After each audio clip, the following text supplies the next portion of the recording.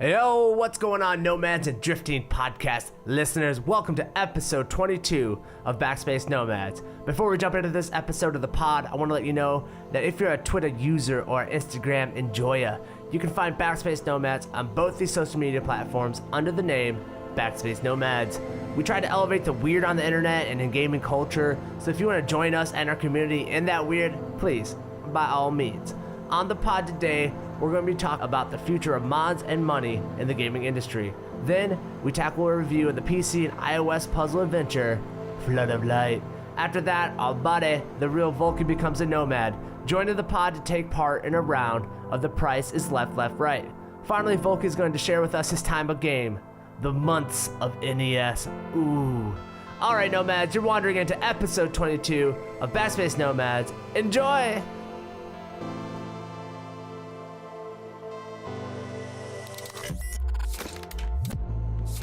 Monica, how's your week been? You got any big news coming along? I do have some big news. I am moving officially tomorrow. Woo. And that means that I am going to have glorious, faster internet speeds, which means that I'm going to be able to start streaming on the Backspace Nomads Twitch channel. So Very I'm excited about that. Yes. It's been a long time. I've been waiting for this to happen. I actually started watching some of my old videos because people that I work with were asking about it. And I decided to go ahead and share some. And oh my gosh, I had a ton of fun streaming. Yes.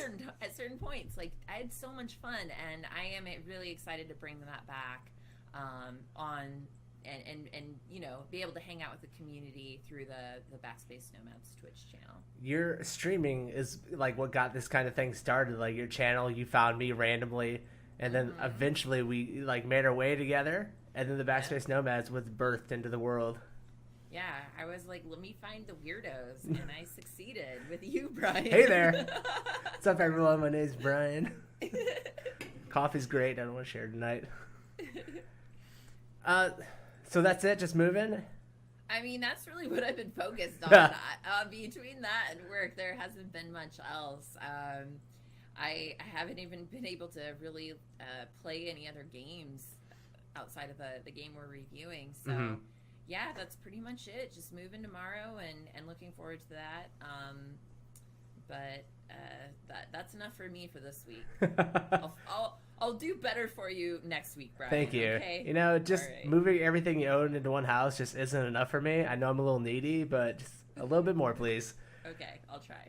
I've been playing the game reviewed last week, Dead Cells, just kind of consistently and obsessively.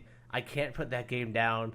I think about it while I'm working. I don't know what it is about this game, but I haven't enjoyed a game like this in a long, long time. Like, I know I played Overwatch pretty addictively. I never enjoy that. I just do it because, like, my soul needs it. Like, there's a missing hole in my heart that Overwatch tries to fill. Dead Cells, though, is, like, just all-consuming. Dead Cells is your mistress. It is. And Overwatch is your like, wife of 35 years. Yeah, Overwatch is, like, often, like, the villa right now. You know what I mean? Like, she's, take the kids for a trip, and I'm just hanging out with Dead Cells, enjoying my life as a middle-aged man now. So... You're a scoundrel. You know, what are you going to do? You only live once. You know, try everything once or 3 times. Oh, God. All right, let's move into our first topic of the night, the future of mods and money. So TakeTwo basically sent a cease and desist letter to Open IV mod, and that's just kind of where the whole conversation starts and got us thinking about this. They sent a cease and desist letter saying that Open IV developer is basically infringing on the TOS and affecting online modes for people and affecting the enjoyment of the game, and basically is trying to shut them down. I think that's like my first question. Like, what do you think of that? Like, is that cool? Okay, well, for one, they didn't say that they were impacting online, did they? Yeah. They just sent them a cease and desist. Their reasoning behind the cease and desist, like why they sent it, and later reporting from GameStop, I think it was, had to do with them, like, that was a reason, like, they're infringing on people's, like, enjoyment of the online game. Right. Well, the problem with that is those mods were all single player. So For the Open right? 4? No, the Open Yeah. 4 is what a lot of the RP community is based off of in modding. Well, okay, everything I was reading, they were saying that literally everything I was reading, they were saying that it's a single player. Those are the mods that they accept. That's what they do not agree with creating exploits for online, and that Take-Two knew better. Yeah. But I guess the thought process there was I'm not really quite sure if Rockstar Games even realized that this was happening. It seems like they started doing a lot of cleanup. Yeah. Immediately after, even going as far as to now, saying that that they have convinced Take-Two to not. Hold on one second. No one can see this. You're good. My cat's just licking his asshole. No one can see this off the frame. We'll definitely cut this out of the audio. Her cat's like, you guys can't see this at home, and I just got this visual on her. I'm like, what are the good angel, bad angel shoulders thing? Like, her good angel is her cat licking its own asshole. Oh my god, that's fucking beautiful. Okay, where was I? So Rockstar Games. So Rockstar Games, it seems like they came in. I mean, who knows the whole story, but it seems like they definitely came in and told Take-Two, like, hey, you're causing this major issue for the community, for our game. And then, but beyond that, Rockstar had said in the past that they would never prevent people from modding single player. Right. Sure, and like kudos to Rockstar, and I think this is like one of the biggest examples of like the one time the gaming community like banded together to like go against a developer. I was reading the GameStop article, and they reported that in the past 30 days there were 42,000 reviews written about games about GTA on Steam. Only 13% of that 42,000 were positive reviews. There was one single comment that one of the reviews that 22,000 people upvoted, and all it said was, on behalf of the Open IV team, fuck you. So Rockstar takes this, sees it, and like just goes to Take-Two and is like, yo, bros, like, stop fucking up our community. Mm-hmm. I mean, they definitely put them on the defensive. Mm-hmm. What options do you really have at that point?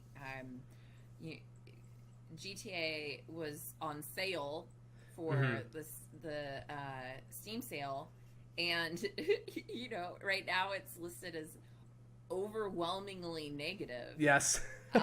So, you know, I don't know if someone doesn't know about GTA or own it. I don't know that an overwhelmingly negative review would impact everyone, but it's going to impact some people. Yes. They're going to think, well, it's half off, but this is apparently the shittiest game because 70,000 people have reviewed it.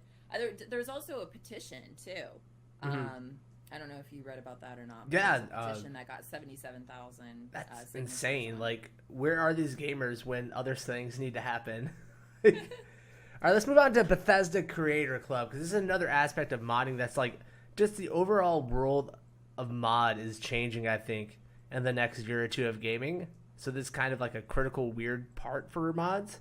So Bethesda is launching the Creator Club, which is basically going to be a in-house utility for Skyrim and Fallout 4, where modders and Bethesda can put up curated content into a system for people to download. What are your kind of first impressions of the Creator Club?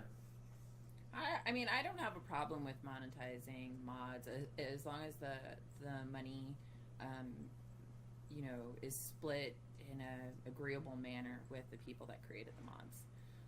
But I know a lot of people do not feel that way because mods have been for so long free. And therefore, you know, I think that the Creator Club is a good middle ground for that. Yeah. Bethesda has tried in the past to monetize mods and basically experienced similar beating as Yeah. as Take-Two just did and Rockstar just did. But I don't think that there's necessarily anything wrong with it. And also, just to be clear, Creator Club is they're not limiting people from being able to create their own mods. What they're doing is they're creating a platform where their content, their additional content, as well as curated content from really good developers of mods, can go ahead and make some money off of what's being created. It's all going to be QA'd. It's all going to be guaranteed to work with the game. And I think it's awesome. I like it. I like the idea. I don't necessarily think that there's anything wrong with that. I do question, though, how they are going to prevent anyone that's not within that curated group from just copying the mods that are monetized. Yes. Like, you got a really good point there. Because how do you do that? This is the internet. People are going to see that. I guess the only way they get away with it are people who play on the Xbox and PS4, you know, kind of the closed-in systems that you really have to know what you're doing to kind of open up those consoles to mod it for yourself. The one thing that I kind of feel is kind of a cool takeaway from this is that they're going to bring these modders and designers of these mods in-house to develop this content. So these people, like, not only are getting paid, like, they're getting jobs. And this will probably lead to bigger opportunities for them. And, like, I can't have nothing but excitement for that type of stuff, especially for the people who, like, pour a lot of their free time into this. I think about this marketplace similarly to, I don't know if you ever partook, or if you did, I don't even know if I should be admitting that I partook in this, but like Second Life and IMVU, those chat systems, those chat worlds or whatever, all of the things that you can purchase through those platforms are created by people that have made the skins. Sure. And designed these products for purchase within their store. And for a very, very long time, people made entire livings off of these virtual products, these virtual clothes, these virtual whatever. And I think that's awesome. I think that's amazing that people could create that and have their own salary, their own business, just based off of creating some, hoochie jeans, hoochie shorts, or whatever. Some little latex outfits, some furry tails. I think that that's amazing. Now, what's happened in those communities, though, is that people just replicate it. They copy it. And there have been some lawsuits within those communities, but it is so hard to do anything about it that I just don't know how Creator Club will be any different when they are not going to turn away. I think it's just going to be ease of access. Like people who are not like kind of the normal player. Think about the casual player who just wants to jump on for a few hours here and there. It's just going to be such an easy system for them to get on and start doing stuff that I think the people making replicas of this stuff just aren't going to see the.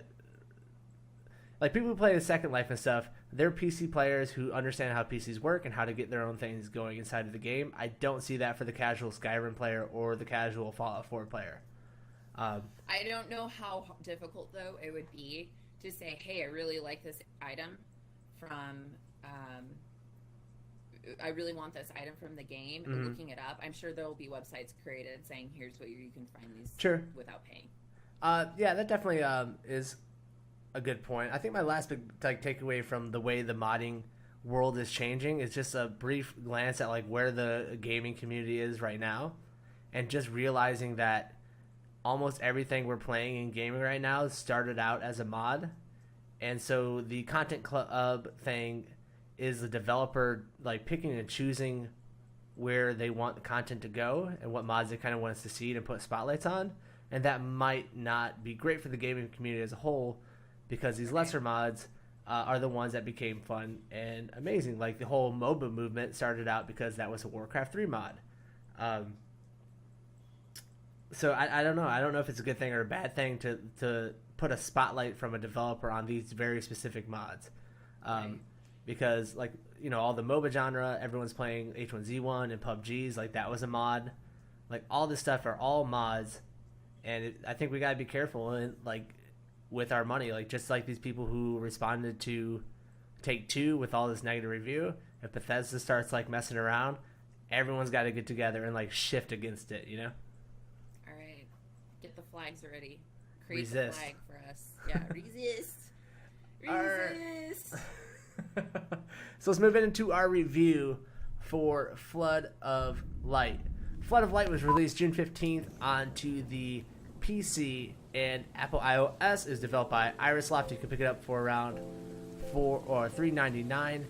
A mysterious girl in a raincoat comes to a city submerged by rain. Subsided by the rain, and to save the city by illuminating the lamp and stone post with the light on her hand. You'll be the mysterious girl in the game. Reveal who she really is. Is it okay?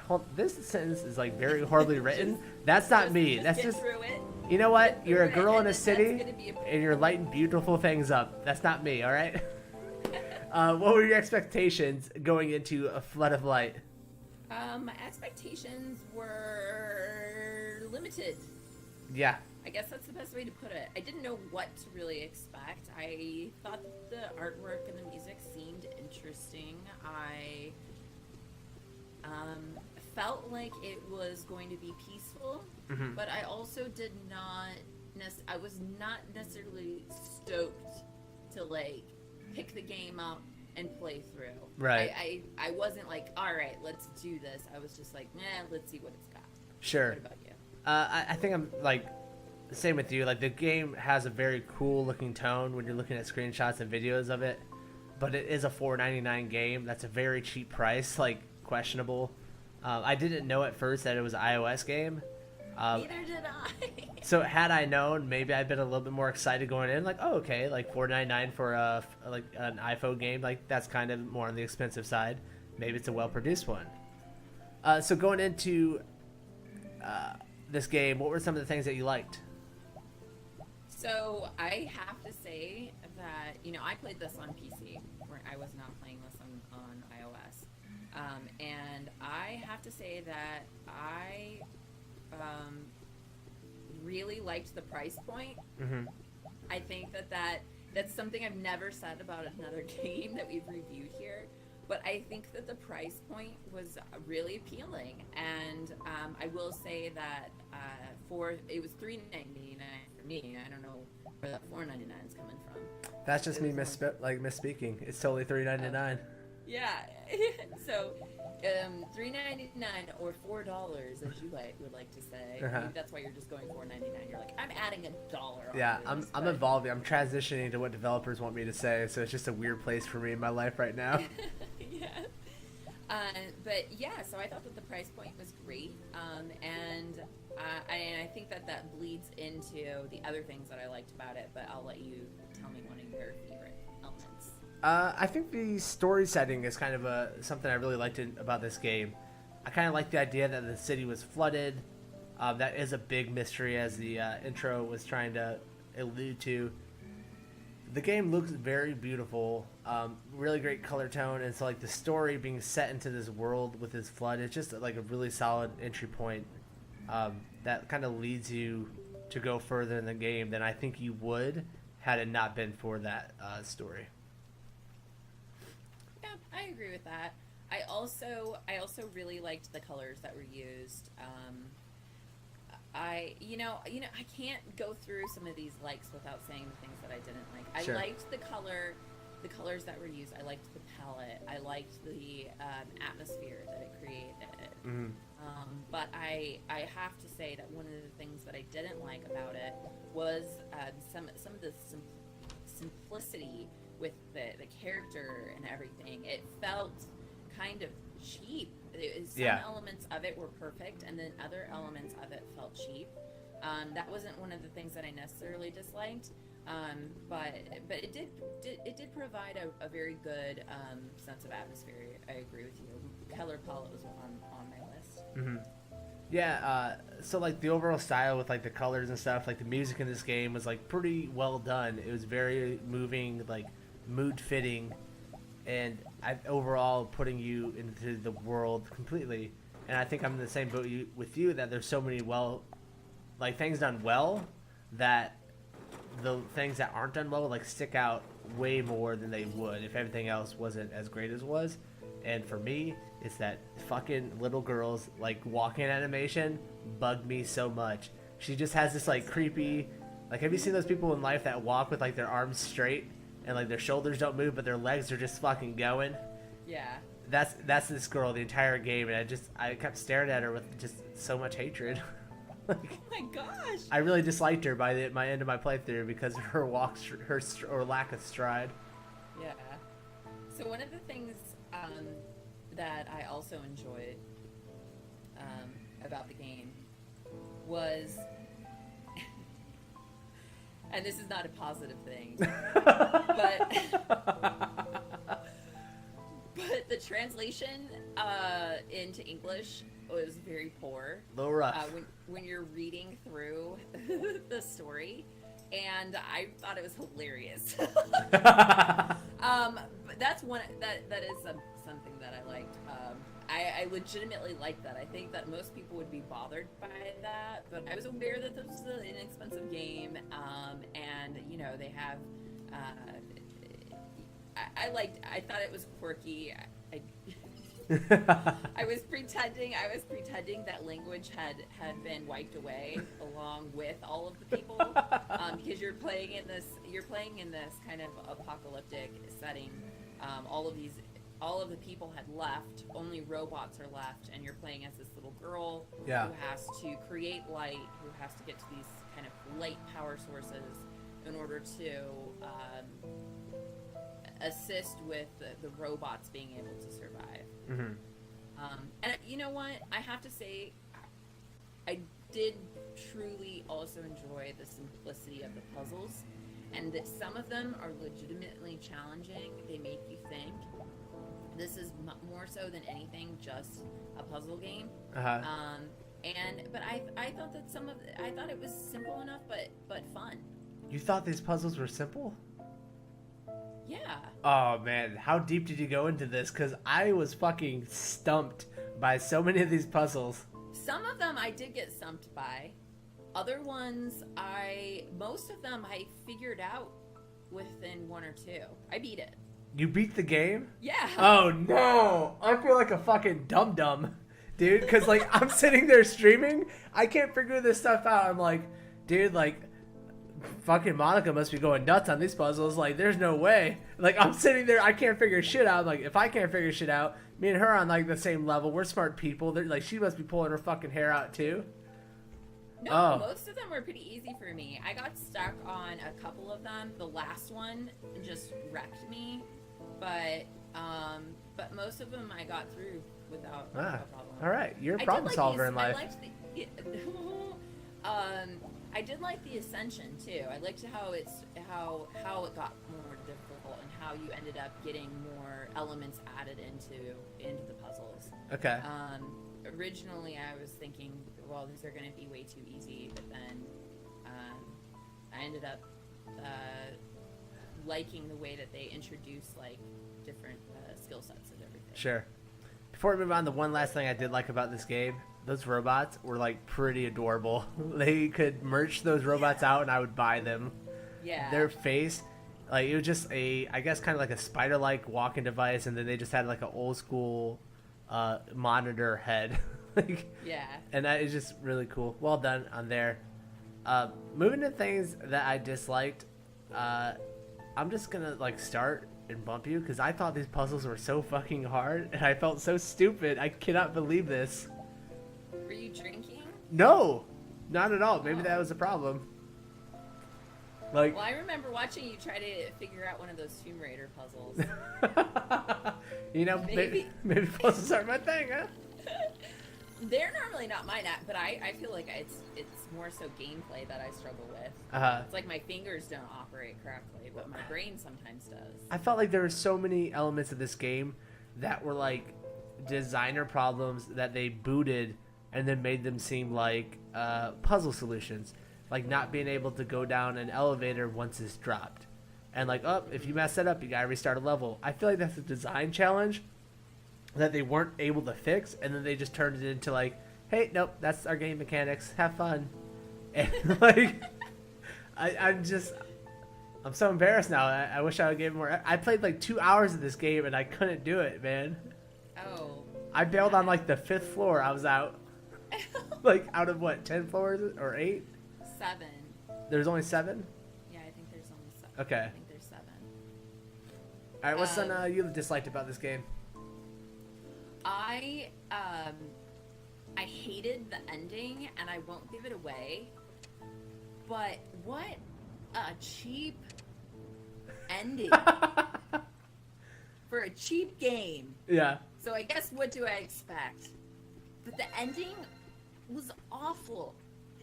The entire story, which I'm not gonna lie, I started giving up reading about all of the different elements to the story. Yeah. About halfway through, I kind of knew where it was heading. I get it. You know, this little girl is gonna save the robots if I get through this. But the ending was awful. Did you beat it? You didn't beat it, right? No. Like level 5, Okay. I got frustrated and I was like, I'm moving on with my life. This isn't. Okay. It's like 5 seconds long. So all Shorter of that than a puzzle. Trouble, yes. All of that trouble, and not only that, but it's not even really animated. It's just a visual that you get to see. Yeah. Oh, I'm so sorry. Infuriating. But no, I couldn't get past that. I couldn't believe that after all that effort, that's what you get. But Yeah. I think that what this game is supposed to be. You're just supposed to enjoy the ride. It's almost like pulling up Sudoku on your phone, except it gets to feel more like a video game. Maybe you know they. what I mean? Yeah. These are just puzzles. These are puzzles in a nice environment. That's something else I thought And so- about. If I knew this was like an iOS game or I could play it on my phone, like maybe this would be like a really great puzzle game. Like, you know, while you're in the bathroom, just taking a nice little break for yourself. Exactly. Like, it would be perfect instead of sitting there at your computer just feeling like the worst person in the world because you can't solve these apparently easy puzzles. I wouldn't say all of them are easy. Yeah. I think that the environment that you're in too makes the puzzles seem, when you start thinking about them, just as far as like how many you have and how many connections you need to make, I feel like it simplifies it. With the fact that you're walking around and like you can move and these things, it makes it feel less like a puzzle, like you're just looking at a puzzle. You know what I mean? Yeah. And I think that when you get taken out of that dynamic, it does make it more difficult. Sure. I think the last thing I really just disliked about this game is that I found the controls of this game kind of confusing at times. Like oh man, They were so bad. Okay, They thank were God. So bad. I thought you were gonna make fun of me there. No, they are awful. For the first, I think the first 2 levels, I didn't even realize, because of the way that they put you through the tutorial, I didn't even realize that I could walk around with WASD. Yeah. Because they tell you to click to things. And I was getting so Yeah. pissed off. They're awful. Dude, They're awful. on our YouTube channel. That was the hardest puzzle. Just figuring out how to make this little freaking girl that walk around with her stiff legs and arms. On our YouTube channel, like I usually put up the first 30 minutes of gameplay that I do when I get into these games, and I know there's just a solid 5 minutes of me trying to figure out how to get through the first part of the game because I can't figure out how to move right, and I'm just like, what am I doing? Like, I'm a gamer. I've been gaming for a long time. I can't figure out. They were not easy. All right. That is the point of the game, actually. That's the main thing that frustrated me. I got over it once I figured out what I was doing, but the tutorial was bad. And it was, nothing was intuitive. Like, No, not at all. You have to, at one point, in order to grab the lights, you have to hold a button down and like drag your mouse down. Yeah, so it's twofold. And it is not intuitive to do that. Nope. At all. And they don't give you, and like after the first time they like semi-explain it to you, they don't give you any reminders throughout the game like, hey, you're doing this wrong. No, it's just like, Yep. Unless you meticulously paid attention and learned it the first time, you're done. You're done. Yep. You just click around. You just click around until you do it, and then you're like, oh shit, which button did I just press right now that did what I wanted it to do? Yep, I'm 100% with you. All right. For sure. Final thoughts on Flood of Light. Thumbs up or thumbs down for you? So one of the things that we didn't really mention here is you said that you liked the music. It is repetitive. The same music is used throughout. There's this sound of rain alongside it. It's this sorrowful song, melodic Very music sad. with rain. I really liked the environment, and as a puzzle, just as an inexpensive puzzle game, I think that this game is actually pretty good. I'm giving it a thumbs up just because even with its broken English storyline, its disappointing ending, I am giving this a thumbs up for a inexpensive puzzle game. Yeah, I'm gonna have to go with a pretty atmosphere. I'm gonna have to go against you on this one. I'm glad you brought up the way the music sounded again, because that's how I felt the entire time playing this game. This is a massive thumbs down for me. I was miserable the entire time I played the game. I love the style of this game. I did not like the substance. Maybe you're some kind of like moment, like genius when it comes to solving Flood of Light games. I don't know how you did this. I would like to like pick your brain about these puzzles in the after show or whatever, but like I am blown away that one, you like this game, and two, you solve these puzzles so handedly. Like, man, I'm honestly shocked. I'm honestly shocked that you. I feel like I am not a great puzzle solving person. I feel like I am. Maybe I was like outthinking myself or something. I don't know, man. Yeah, I don't know. All right, Flood of Light released June 15th, 2017 for $3.99 from Irisloft. You pick it up on Steam or on iOS inside of your phone. We're going to go to intermission, and when we come back, everybody, TheRealVolkie is joining the podcast. How exciting. We'll be right back, dudes.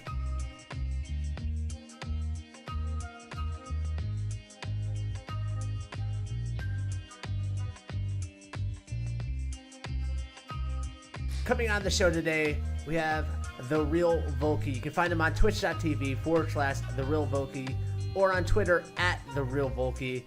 He streams 5 times a week at 8:30 PST. Check his Twitter for more updates. Volkie, welcome to Backspace Nomads, my man. Man, thanks to be here. It's great to be here, guys. How you doing? Good, man. I have a question about your name before we start anything. Yes. Were you like hacked or something, and then when they got all of your accounts, you were like, oh man, I can't get my accounts back. I need to make another account. This is the real me? Not the hacked me. No. So it's a good story. So I've been on the Xbox platform for a long time. I want to say about 11 years now. And so my name on Xbox is Volkie. Volkie is basically a play on my last name. And that was my nickname growing up. A lot of people called me Volkie. When I got to Twitch, which was in 2012, so pretty early days still for Twitch. Sure. The name was taken, and it was taken back in what's called the Justin TV days. So Justin TV was kind of like a YouTube wannabe, like original content thing that Twitch acquired. Sure. And when they acquired it, all the old legacy names basically got put into a graveyard. And if you owned it, you could migrate it. I didn't. If you didn't own it, then it was, put to bed forever. And so I've been waiting and waiting for them to unlock it. They haven't done it yet. So I had to say, okay, do I want to do Volkie with some extra E's or an underscore? And I looked at all the different things, and I said, you know what? I'm the real Volkie. So that is what I'm going to create. And that's what I did, and then I ended up putting my Twitter and everything else to match. So one day I'll get it. Twitch, are you listening? Yeah. Free up those old names. Nice. So you got to Twitch like in 2012. What's kind of your stream about like nowadays? Like what are you doing? Yeah, so I'm definitely a variety streamer. Mm-hmm. I'm all about engaging with my community and finding cool, like-minded people that they play games when they can. Their lives are complex. I've got a full-time job. I've got 2 kids. I've been married for almost 14 years. there's life stuff going on. And what I really want to do is find people like me where you have those stolen moments and you want to get together, play games, unload, some stress, just have fun and not feel like you're, at the mercy of the RNG gods for matchmaking of some dude with a loud mic that's going to be like, hey guys, I like boobies. And you're like, oh my God, please. Are you serious? So that's really what got me into gaming communities that ultimately got me into Twitch as well and sharing that with other people. It's been a ton of fun. Very nice, man. Awesome. Yeah. All right, so let's jump into the first segment we're going to do with you. The Yay! price is left, right. Oh, I'm excited about this. This is a play on The Price is Right. We're going into a gaming edition of it. What I'll do is I'll give you each a gaming accessory or console, and you will both give me your prices on what they cost in the store or on eBay. I'll let you know when they're like eBay associated stuff. Because some of them are a little older, and that's the only place you can find them now. Yeah. So, of course, Price is Right rules. The person closest to the actual amount without going over. Okay. All right. Yeah. So we're going to have 8 questions. Wait, are we allowed to just do $1 when the other person says a number? This is price is left, right. All right. We can do it. There's only 2 of us. Well. Showdown. Okay, here we go. This is Yeah. the end of the show. Showdown. All right. All right. So 8 questions. If we are tied, we will go to a bonus. All right. Here we go. The first one, an easier one for you guys. Get you a little warmed up. All right. Woo. I wish I had like a really long mic that I could hold in my hand, like awkwardly long. The Microsoft Xbox wireless controller for the Xbox One. Monica? I'm going first this round. Oh, yeah. Man, I haven't. $59. $59. Volkie. 5901 Bob with the skinny microphone. Woo! I'm going to have to give... Fucked up. That's what I'm saying. We can't. Oh, my goodness. This is price is left, right. All right? Okay. You'll get your turn to go second. All right, Don't worry. The Microsoft Xbox wireless controller is coming in at a solid $59.99. Volkie takes the point with $59.01. Now, full disclosure, I used to work for Microsoft, so I knew exactly how much that item cost. Brian may or may not have known that fact. Nope, I did not. I am unaware of all these things. Yes. All right, the SteelSeries QCK Prism mousepad. This is a mousepad where the outside of the mousepad is lit up with RGB lights. Very fancy. Wow. Volkie, what is your price? I'm going to go $29.99, Bob. $29.99. Monica, what is your price? I'm going $15.99. The actual price for the SteelSeries QCK Prism, $59.99. Yes! Volkie takes another point. Yes. This is a very fancy mouse pad. Very, very I don't know fancy. who's spending their money on that, but God bless him. God bless him. It's going to make you play really great, okay? All right. Monica, you're first up this time. The brand new Razer Thresher Ultimate headset.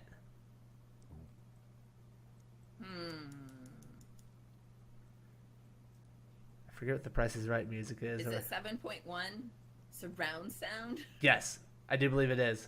I didn't know we could ask clarifying questions. All right. All right. I'm just trying to visualize it. That's so I the can that's give the it left part of the. Is it brightly colored for the gamer? You're gonna be getting Razer colors. You're gonna get a bright green. You're gonna get some black. You're gonna look fucking cool. Those are expensive looking, so I'm gonna go ahead and say $250. Not $2.50. $250. Volkie. Wait, which is it? Hold on. $250. $250. All right. Yeah. I'm gonna go $1. Oh, a shrewd move. A shrewd move from the Volkie. This Razer's Thresher Ultimate headset is going to be charging you an exact $250. Monica, you're taking this point. You're on the money with Now, this. if this were the actual prices right, I believe she would get to reach into Bob Barker or Drew Carey's pocket and Ooh. get a crisp bill. Is it $100 or I don't remember. I think $100. Well, Forget you're it. playing with me. There's no way I have $100 in my pocket right now. All right, I'm pulling it and some lint out of Brian's pockets. Well Very played. exciting. Wow. Loving this lint. All right. See, that visualization helped. Yeah. I saw the colors. I'm like, oh, lime green, Okay. Bright green. cobalt blue. Okay. Like, I feel the price tag now. 'Cause, All right. yeah. All right. Next up, the 8-bit Doe Twin Cube Switch Bluetooth speakers. There's 2 speakers which hook up to the Switch and have a D-pad on top of either one of them, only for aesthetics, I think. Maybe you can use them to prep play and stuff. But they have a D-pad on top. You don't play with them, though. You do other stuff. So it's just speakers then. I want to make sure I understand the 2 concept. Bluetooth speakers. They're a cube, probably the size, smaller than the size of your hand. All right. I'm going $49.99, Bob. Okay. I'm going $50. Bob. Ooh. $49.99, $50. This one is going to Volkie at $33.51. Yes. If we go under, I thought we lost. Did we get the point? Yeah, does no one get a point here? Without going over. Yeah, no one would get a point. Okay, Correct. you know what? You're both losers here. How dare you? Sorry. It's been a while since I've stayed home sick I'm gonna be from a school. loser. Everyone's gonna be a loser. All right, next up on Prices Left, Right, the Oculus Rift VR headset. Monica, you're first up. Oh, I don't know. This I is the have thing that no goes clue. over your eye. Yeah, Yeah. I know. You're I have no clue the price tags on these. I haven't transports you to a new world. They're cheap. And, They're uh, dirt cheap. Yeah, right. Volkie is I'm my- gonna Trust me. say- I don't want to win. I'm gonna say 189. No, I'm that's gonna wrong. go I'm gonna one. I'm gonna go 189.01. I should have 189.01. said like 600. Another now shrewd that I'm move. thinking about it. Now that I'm thinking about it, I feel like these are like $500 or something. I'm sorry, but Volkie's gonna get the point on this. It is Oh. $49.99. How much? I'm sorry. $499. Oh yeah. I can't I knew it read was my own expensive. typing. I didn't know how expensive. I wasn't gonna get crazy on Yeah. it.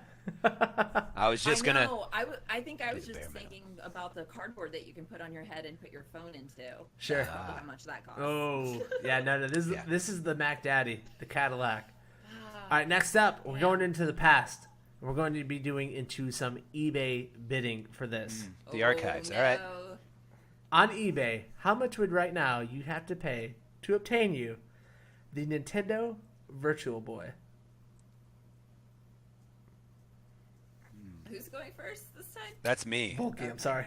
I'm a really good host. Virtual. I don't even know what the virtual. What is the Virtual Boy? Can either. you describe it for The me? Virtual Boy is the precursor to the modern VR world. This is from the early 90s. You would set it on your desk. It is a big kind of goggle-looking red piece of device. You put your head into it, and you see the world in 3D lines. It's that very old-school like when 3D first started to happen. It's just lines. This is That's all it so is. quirky because I feel like this item has a nostalgic value Yeah. Mm-hmm. that like collectors would want. Yep. But what condition is it in if this is an eBay item? This is a good condition. You're getting a good device. It's not meant. It's out of the box, but you're getting a good condition device here. I'm gonna go 2 1/4, 225. I think these have. I think these have a lot of interest. All right, $225, Okay, Monica. I'm going $1. I don't know if they have a lot of interest, so I'm just going down instead of up. Very shrewd move, Monica. You get the point here. The Virtual Boy is $220. Oh, I should have gone 200. I knew it. Damn it. Oh, All right, we're tied up Sorry. at 2-2. Lesson learned. How many more questions do we have? I got to start plotting out Three, my strategy. 2 more, and then a bonus if we're still tied after All that. right. All right. Got it. All right, we're going to go one more into the past for the coolest of Nintendo accessories. How much would you find this on eBay for? The NES Power Glove, Monica. Oh my gosh. I'm gonna go $35. Okay. With Volkie. a grimace. $36. Oh, you. Volkie is a professional Price is Right player here. I've been 5 times the- to the Price is Right. I know how this 5 works. times. The NES Power Glove on eBay is going to run you $109. Volkie, you get the point. Taking the lead, 3-2. Monica, the next question. This is Wait, I just went. It's Volkie's turn. Is it Volkie's turn? I'm sorry. Yeah. This is a very obscure device. You might not find it everywhere. There might be 5 people who know about this in the United States. How much would you pay, retail price, for the Rail Driver desktop train cab controller? This is a device that allows you to take the conductor's role of a choo-choo train and live your fantasy. Volkie? It's my personal fantasy. I'm glad you brought this up because Perfect. I've got two of these right over here off camera. But, wow. And what is the device used with? On like train simulator games, you basically have a forward mechanism, a backwards mechanism. You have all the bells and whistles. You're flicking switches. You're pushing buttons. You're making the conductor's hat. The conductor's hat is sold separately, I believe. Wow. Okay. All right. I'm gonna go 189 even. 189 even, Monica? Why are you smiling like that, Brian? Because this is going to decide your fate. Do you win this game or not? No. Does she tie me or not and go to the bonus round? Do you tie this game and take it into overtime?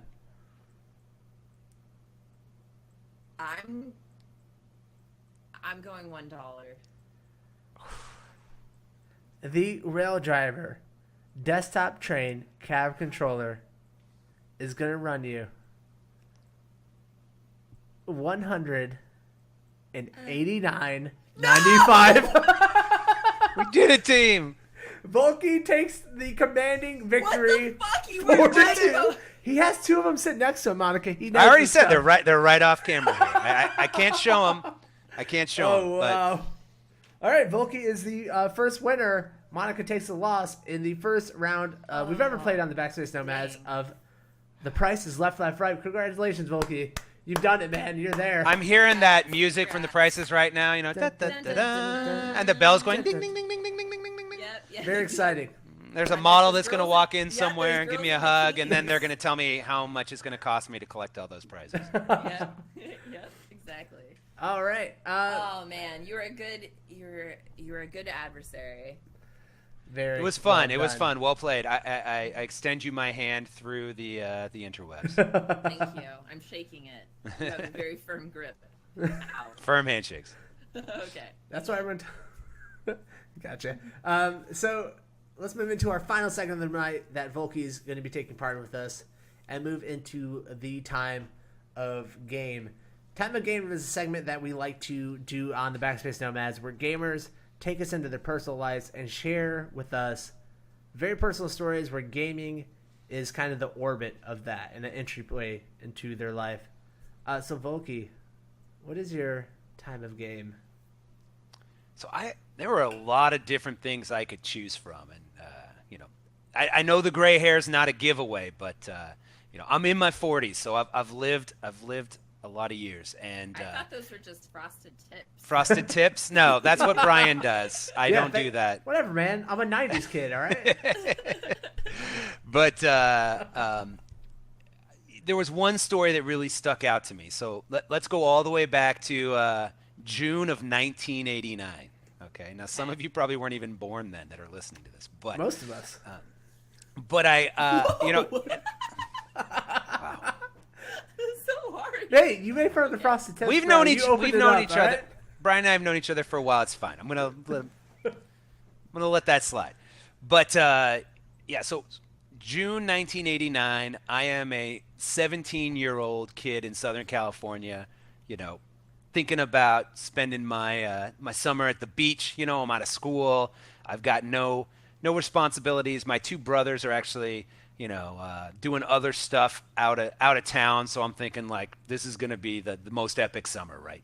Sure. And my parents, this is a little leading up to June. They're like, I've got this great idea. There's this program called American Field Service. They let American kids go abroad. They spend their summer with a host family. There's all these different countries you can pick from. And of course, I'm thinking like, oh yeah, I could go to Australia. I could go to England. I could go somewhere that like, is going to be a piece of cake. And my parents said, what do you think about Japan? And I'm like, Japan? I'm not so sure what to think about that. And my parents, who are writing the check to cover the cost of this, said, you really should think about Japan. And so I, slept on it. The next day I said, you know what? What about Japan? And so I kind of got, caught up in the idea of like, oh, this is going to be super fun. It's, a million miles away, something totally different. So I was like, all right, sign me up. So this is, keep in mind, this is June of 1989. Roughly the week I left, I went back and looked. The top of the Billboard 100 was Rock On by Michael Damian. Who? Closely followed by Bette Midler's Wind Beneath My Wings. So this is a different time, people. This is a completely different time. Oh wow. There's no internet, right? There's none of this to keep you connected. No It phones is at all. No, I was armed with a couple of copies of Road and Track magazine, some clippings of the LA Times, and I was put on a plane and sent on my way. So I fly. I remember we flew on Malaysian Airlines, and I had to fly to Kuala Lumpur and then change planes to fly to Tokyo. So this is not the most direct way, and I'm with 30 other high school age kids, trying to figure out how we can order vodka on the plane and such, and getting shot down. So we get there, and I'm just like immediately thrown into I'm a stranger in a strange land. Like, I can't read any of the signs. I'm a good 6 to 12 inches taller than everybody else there. Nobody understands a word I'm saying. And, the vending machines have drinks in them that have names like Pocari Sweat. And you're like, what am I doing here? Like, have I made the worst mistake of my entire life? Did it ever cross your mind that maybe your parents were like this was it? You were never coming back home? I never thought of that. And perhaps it's because my parents on their honeymoon went to Japan and climbed Mount Fuji. So they literally and this was back in the late 60s. Yeah. So they're going up, and what you would do is go up and stay in a hut partway up, and you'd go up another night, stay in a hut. And they did that, and they were like, oh, it was this great adventure, and they made it sound amazing. And you're a kid, and you're like, wow, that sounds really cool. It's a hike up a big mountain. And then you get there, and you're like, this is totally not what I expected. Where's the In-N-Out burger? Where's things I recognize and can read? Where are my friends? So it was, so I did feel in that first 24 hours like I kind of been hoodwinked. I'm like, Mom and Dad, were you just trying to get me out of the house for 3 months? Because I'm not sure if I'd known this is what I was signing up for, that it would have been okay. Yeah. And so they end up putting me on a train, and a bunch of us got on this train, and I went to Kyoto, which is kind of the middle of Japan and the big island, and then took another train to a city called Ichinomiya, which is in south central Japan. And there, my host father's waiting for me, a guy named Mr. Watanabe. And this guy sounds like a kung fu movie. Doesn't it? It sounds. I kind of think of him like he kind of looked a little bit like the dojo dude in the Karate Kid. Oh. But a little more soft spoken, right? He never told me my best karate was still inside or anything. Yeah, he wasn't as insightful as Mr. Miyagi, but he had, a little bit of balding head, and he was a soft spoken guy. Sure. And he always, tried to do nice things. But so he walked around with a book, and so think of it like, a little bit smaller than a book about this size. It's like a little moleskin notebook. Yeah, like double the size of a credit card. Sure. And so he would make notes in it. And they were all about, things he wanted to be able to look up to say in English because his English wasn't so good. And he had 3 kids, 2 of which spoke pretty good English, 1 of which did not. And so he would always say, Unto Adekusa-san, today, and then he'd flip through the book somewhere, and he pointed a word, it would be like lumber. And I'm like, lumber? What are we doing? Oh, and he God. had He had a construction business. So what he's trying to tell me is, hey, we're going to the lumber yard today to like scope out a buy. And I wouldn't figure it out until after the fact. So this whole culture was like me trying to figure out what they were trying to communicate, them trying to figure out how to communicate with me. And for like the first several days, it was, I had jet lag. The food didn't sit well. Sure. It was just kind of a mess. Right. So where this gets into time of game is that we were sitting in their house one night, and because he had this construction company, he was, by Japanese standards, fairly well off. So, you know, I had my own room to sleep in. They had air conditioning, some things that a lot of Japanese families didn't have in the late 80s. And we're sitting there watching baseball, which is one of the other things we would do together because, you know, baseball I understood, even if I didn't know the teams that were playing and stuff like that. And my eyes kind of glanced down, you know, below the TV, and there's this kind of console down below. So think of it like two kind of glass doors that would hold, you know, your VCR and things of the day. And there's kind of this light gray device down there, and something else there. And so eventually, after the game's over and people are starting to do dishes and stuff, I didn't have any responsibility, so I go up there and look at it, and it's like, you know, like the clouds parted in the heavens, and there is a Nintendo Entertainment System, original NES with Rob the Robot that had the little gyromite tops next to it. Yes. And it was just like I heard, and I'm like, this I understand. This I could get behind. Yes. So that was like the critical moment. It turned out it was the older brother that was now working for the dad. He was out of high school now. That he had bought it originally. And then I had two sisters for whom, you know, they weren't so much into that thing. But I was like, show me how this works. Let's talk about this. Yeah. And no that became lumber. No more lumber. No more lumber. No more explaining what a river eel is and how you electrocute it and barbecue it and eat it. I'm not interested in that. I want to play this. And that was kind of the breakthrough of how we started to commune together and share the love of video games and how that could bring people together, even where you had so many other things that you didn't have in common, like language, like culture, like upbringing. That was really cool. That's really awesome. Hell yeah, man. So did the entire family play together when you finally got So the parents, this was, I mean, it's probably much like if you asked my parents now to play Xbox with my son, they'd be like, what do all these buttons do? They weren't really having it, but my host sisters, for whom gaming wasn't necessarily their thing, they got into it because they could see that it was something that I knew and I enjoyed, and so they were younger and they were like, "Oh, we'll play with you." And then my host brother, who was older, when he would come by sometimes, you know, and he'd come in and he'd literally have like a paper bag with some Budweisers in it. He'd be smoking a Marlboro. Like, he wanted to be that American male kind of guy. He would come in and be like, but he couldn't, his English sucked. So he basically was just like, and then we just start playing. So it was kind of this weird dynamic depending on who was there. But I would teach them things, right? Because the game which we played, which was Super Mario Brothers 3, which hadn't been released in the U.S. yet, but had been released in Japan, was out. And I'd be like, oh, that's Luigi, Mario, Princess Toadstool. And they would say all this stuff in Japanese, and all the text on the screen was in Japanese. And we started to teach each other kind of what we knew about the game. And that was really cool. Great. Yeah, so we would get in and play. You taught them some of the language just because you were translating what you knew of Super Mario for them, and then that was the bonding point. That's crazy. Yes, yeah. So say, you know, I'd be like, you know, when you get a mushroom, and they, mushroom.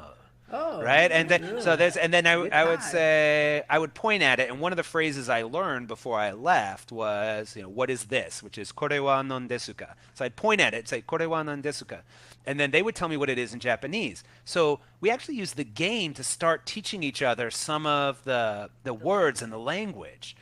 Right.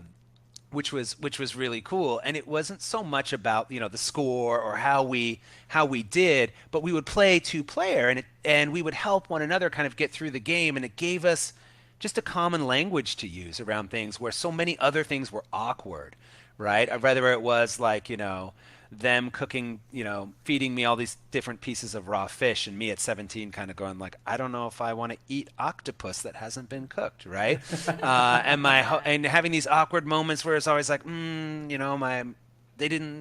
thought I didn't like what they made, or I'd have this kind of awkward gesture where I didn't do something right in terms of bowing or sitting or taking my shoes off. But this was something where we could teach one another in kind of that safe environment, and I think that became the communal point after we would eat to get together and do stuff, and that was really cool.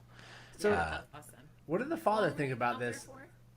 Oh, see, the father was cool. So Mr. Watanabe, he wanted to be like an American, just like his son, my host brother, was, but he knew enough. Enough English that he'd start to kind of, have a little moxie, right? Sure. So I think he was like, oh, if Americans like this and this is kind of cool, then so what he would start to do is he would actually start to kind of brag to his friends about certain things like this, So he would say, blah blah blah, Alex Susan, which is my first name's Alex, Alex Susan, Mario, and then Miki-chan, which is one of the daughters, right? Luigi, and he would kind of tell these stories, and I couldn't tell what he was saying exactly. I could just get the gist of it, but you could just tell his chest was kind of puffed out as he was talking, right, about it, which was really cool.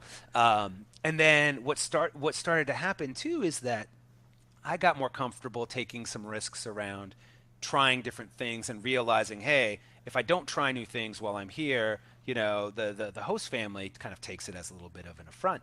But I also it gave us a chance to start talking about things in America. And one of the things my mom had done is she had sent me with tortillas and taco seasoning or fajita seasoning from like Lowry's. You get at the grocery store. She's like, you'll be able to find chicken in Japan. And, you need to make them a American dish. You need to make them fajitas. So I had them go out and get chicken. I had these tortillas. I had this seasoning, and I put all this together. And we all came together. And we ate chicken fajitas. We watched baseball, and then we played Super Mario Brothers 3. And even though the parents didn't play, they all still came around. And that was kind of that seminal moment where it was like we all kind of got one another and was like, yeah, we're all different, but yet we can find these places to connect. And now that's been almost 30 years later. That still is like so present in my mind. Yeah. Did you have like kind of that slow-mo, like the TV show Slow Down, like everyone's getting the moment and like loving it? I kind of felt like it's a little bit of a Hallmark moment. Yeah, I'm like, maybe make a little something out of this, And again, like, we take so much of that for granted today with the internet and these phones and stuff. You're connected everywhere. Like back then, you were forced to be, isolated, and that's like in order to attach, you had to detach from where you currently stood. Yeah, and that I think was one of the things that really allowed me to lean in and take advantage of that moment. Nowadays, you could go and you could just be in this, right, and not your iPhone and miss all those moments and stuff. So I'm incredibly, blessed and grateful that I had that chance to do that back then, and it was a ton of fun. So you spent the summer there, and then when you came back, did you tell your family that you ended up bonding over an NES or Well, I would write letters. So the way my family and I were communicating by writing letters and sending them off once a week. And so I would get a care package with some car magazines or some clippings from the LA Times in it, and I would write stuff back. And then my host family would occasionally take pictures, and we would send the pictures back and forth. And I still have a lot of these pictures actually at my parents' house around some of these things. I don't know if I have one that has the NES in it, but I know you can see these moments where we would all come and commune together. I know I have one of the fajitas. I'll have to try to dig that one up. But put that on Twitter. I want to see I know. I got to do it. But it was great. It was an awesome experience. And I think that allowed me later in life to kind of think about, like, how do you have a perspective of, being open to new things, and then how do you look to find common ground even when it may not be immediately apparent. And it's great that gaming allowed me to do that. And I think I found other opportunities to do that as I've gotten on Twitch and joined different groups and stuff to irrespective of what differences we might have, to find that common ground. I think in this world, we need more of that these days. Sure, man. Absolutely. Well, thank you so much for coming on and beating me at a game that I came up with. I mean, I didn't come up with it. The Price is Right, but bringing it on here, and this is my life. I come up with these ideas and then I get beat. This was a ton of fun.